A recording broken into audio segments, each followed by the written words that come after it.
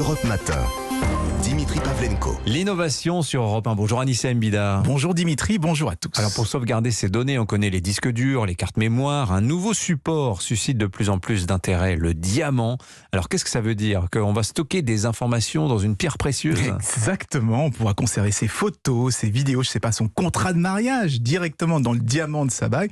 Et surtout, on sera certain qu'ils ne s'effaceront jamais, contrairement aux clés USB, aux disques durs et autres cartes SD.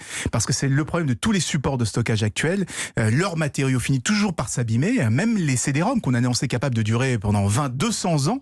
Et je sais pas si vous en avez encore, mais on s'est rendu compte qu'on avait du mal à les lire au bout d'une trentaine d'années à peine. Donc, les CD achetés en 92, ils marchent plus très bien. Ils marchent plus bien. Eh bien, des chercheurs de l'université de New York ont réussi à stocker des photos dans l'un des matériaux les plus solides qui existent, le diamant, ce qui va donner plus de garantie pour la préservation des archives. Alors, petit problème, le diamant, ça coûte quand même très cher. Combien ça va nous coûter pour stocker beaucoup d'informations? Ça va pas coûter très cher, parce que d'après les chercheurs, un morceau fin comme du papier, de la taille d'un demi-grain de riz, donc minuscule, pourrait stocker 100 fois plus d'informations qu'un DVD. Donc non, ça coûtera pas des fortunes. Ensuite, il s'appuie sur des diamants synthétiques. Donc beaucoup moins cher, et parce qu'ils enregistrent les informations directement dans les les défauts microscopiques du diamant, les fameuses inclusions.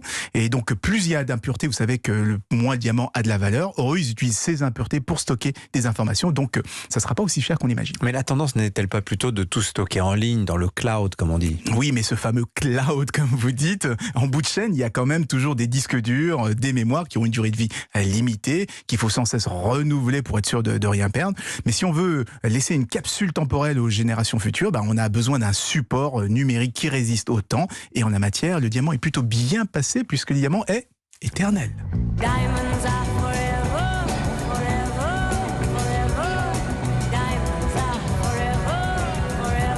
Voilà, Shirley Basset pour refermer cette chronique. Merci beaucoup Anissa Mbida.